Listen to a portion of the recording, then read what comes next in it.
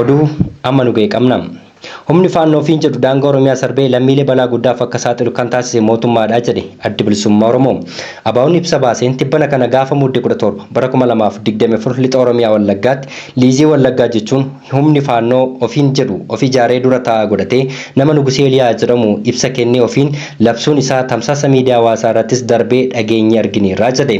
Oromiyaa keessatti faannoon humna ofiin baay'inaan hidda gadi fageeffatee humna jabaa ta'e akka ijaarafuuf bara 2019 irraa kaasee sadarkaa federaalaattis ta'e bulchiinsa mootummaa naannoo Amaaraa fi bulchiinsa mootummaa naannoo Oromiyaattis maallaqni guddaan itti bahee deeggarsi jabaa taasifamuu fi akka ture hime.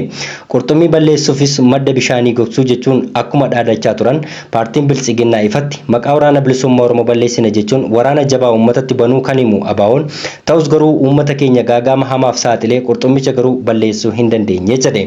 Ammas ijibbaata qurxummii balleessuuf jecha finxaalayyii faannoo akka liizii Wallaggaatti ifa ijaaruufis haala kan mijeesse qaama mootummaa ofiin jedhu paartii Biltsiginnaati jedheen amanaa jedhe.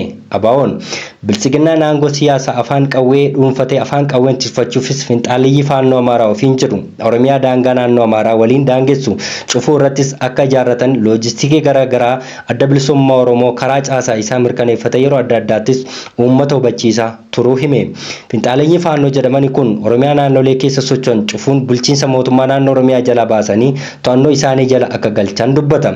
Waraanni finxaalayyii saamichaaf bobba'e uummata Oromoo irrattis ijaaree qeefii qabeenya Oromoo saamsisaa uummata Oromoo irraa albeen shunkurtii muratuu fi ulee horiin tikfatu osoo irraa hin hafiin waraana dhuunfaa ofii tikfachuuf jecha meeshaa hidhate irraa eegsisaa qaama saamichaaf dhufe hidhachiisaa aangoo siyaasa dheereffachaa jireenya akka mootummaa ta'us hime.